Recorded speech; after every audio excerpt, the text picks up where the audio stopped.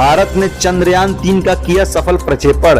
हम आपको रिपोर्ट में बताएंगे कि अगर सब कुछ सही रहा तो क्या होगा फायदा और कैसे इस प्रक्षेपण के बाद विश्व में पहला देश बनेगा भारत। उससे पहले थोड़ा आज के प्रक्षेपण के बारे में बता दें कि भारत के तीसरे चंद्र मिशन चंद्रयान 3 को लॉन्च कर दिया गया है। चंद्रयान 3 ने दोपहर 2:35 पर चंद्रमा की ओर उड़ान भरा है। इसे आंध्र प्रदेश के हरिकोटा स्थित सतीश धवन स्पेस सेंटर से छोड़ा गया है। 615 करोड़ की लागत से तैयार हुआ यह मिशन करीब 50 दिन की यात्रा के बाद चंद्रमा के दक्षिणी ध्रुव के पास लैंड करेगा।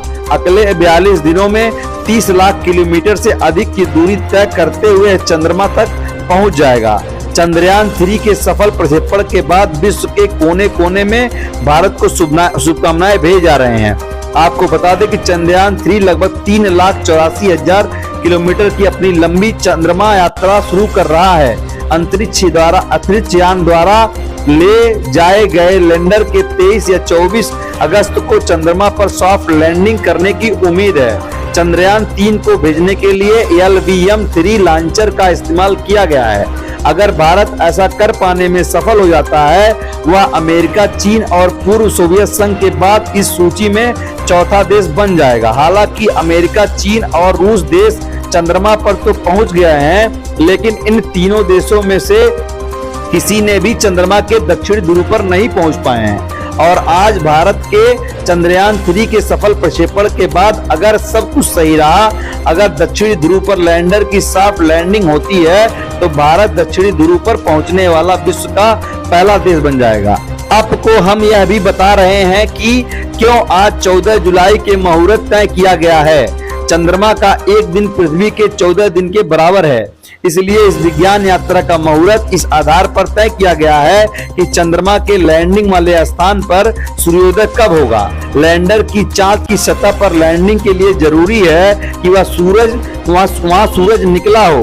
वह सूर्य ऊर्जा से काम करता है। चंद्रमा पर लगभग पृथ्वी के लगभग 14 दिन तक सूरज निकलता है। लैंडर और रोवर चंद्रमा के एक दिन जो कि पृथ्वी के लगभग 14 दिन के बराबर है तक संचालित करने के लिए डिजाइन किया गया है। आपको बता दें कि अगर चंद्रयान 3 का रोवर अगर प्रक्षेपित हुआ तो लैंडर और रोवर में लगे वैज्ञानिक उपकरण स्थानीय सतह की मौलिक संरचना क्या अध्ययन, गैस और प्लाज्मा पर्यावरण और अध्ययन एवं सतह की तापीय गुणों एवं लैंडिंग स्थल के आसपास भूकंपीयता का मापन करेंगे। वहीं इसके साथ ही हमें यह भी जानकारी प्राप्त होगा कि अर्थ के अलावा और कौन कौन से प्लैनेट हैं जो ह्यूमन लाइफ को सस्टेन करते हैं। जी बिल्कुल, बहुत एक्साइटमेंट थी मैम चंद्रयान 3 को लेकर। इसरो के साथ साथ सभी भारतीयों में उत्साह था, क्योंकि चंद्रयान 2 में हम सॉफ्ट लैंडिंग नहीं कर पाए थे तो कहीं ना कहीं वो डर था। पर सक्सेसफुली अभी हमने कुछ क्षण पहले देखा लाइव कास्ट के माध्यम से कि हमने सारे स्टेज जो है रॉकेट के वो क्लियर कर लिए हैं and now we are in a space.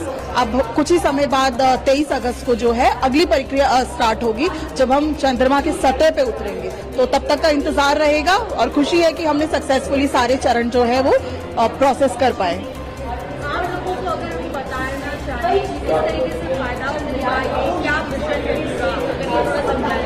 Ji ma'am, Chandrayaan 2 के हमारे 3 कंपोनेंट्स थे, ऑर्बिटर, लैंडर और रोवर। ऑर्बिटर जो है अपना कार्य अभी तक कर रहा है, तो इस मिशन में हम उसी ऑर्बिटर की सहायता ले रहे हैं और लैंडर और रोवर जो है वो सतह पे उतरेंगे। Once we have a soft landing, जब एक बारी सफलता से हम सेफली लैंड कर जाएंगे तो रोवर जो है वो लैंडर से बाहर निकलकर सतह की मैप करेगा और इस बात की पुष्टि करेगा कि चंद्रमा की सतह ह्यूमन लाइफ को सस्टेन करने के लिए कितनी इक्विप्ड है। क्या वहां पर पानी की संभावना है तो हमने पहले भी पता कर ली थी, पर क्या वो पानी पीने योग्य है, लाइफ सस्टेनिंग है। उसके अलावा क्या गैसें वहां पर उपलब्ध है, क्या खनिज पदार्थ वहां उपलब्ध है।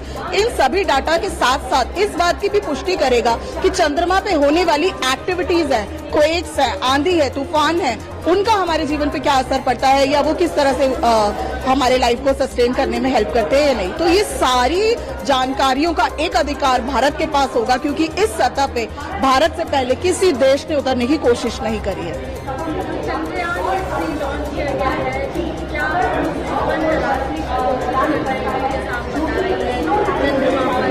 जी बिल्कुल, क्योंकि चंद्रमा हमारे सबसे करीबी पड़ोसी है, सबसे ज्यादा क्लोज है हमारे, तो एक तरह से हमें ये अनुसंधान करने का एक मौका देता है कि हम चंद्रमा के ऊपर ऑब्जर्वेशन करें और फिर आगे की प्लैनेट की स्टडी करें। तो ये हमें डेफिनेटली हेल्प करेगा आउटर स्पेस में एक्सो प्लैनेट ढूंढने के लिए कि इसके अलावा कौन कौन से ऐसे प्लैनेट हैं जहां पर लाइफ सस्टेनिंग थिंग्स अवेलेबल है, या अर्थ के अलावा कौन से प्लैनेट्स जो है लाइफ सपोर्ट करते हैं। तो इन सभी चीजों को हम पुष्टि करेंगे, इन सभी चीजों की जानकारी चंद्रयान 3 की मदद करेगी हमें इन जानने के लिए। अगर उसमें लैंडिंग होगी नेक्स्ट टाइम, तो उसके बारे में बताइए किस तरीके से आप देख रहे हैं, क्या क्या संभावना है? जी बिल्कुल, क्योंकि अभी हमने पहला चरण क्रॉस कर लिया है। पहला बहुत ही इंपॉर्टेंट स्टेप होता है कि रॉकेट का हमारी एस्केप वेलोसिटी से बाहर निकला, अर्थ की कक्षा से बाहर निकला, पृथ्वी की कक्षा को से बाहर जाना, ये सबसे बड़ा प्रोसेस होता है और उसके बाकी के जो प्रोसेस होते हैं वो उसके साथ फॉलो अप होते हैं। तो हमने एक चरण तो सक्सेसफुली क्रॉस कर दिया है। अब 23 अगस्त का इंतजार है जब हम सॉफ्ट लैंडिंग करेंगे, और एक बार जब सॉफ्ट लैंडिंग हो जाएगी तो फिर रोवर अपना कार्य शुरू करेगा। जो पिछली बार नहीं हो पाया था वो इस बार पूरी तरह से हो पाएगा। Thank you. आप देख रहे हैं DVS न्यूज।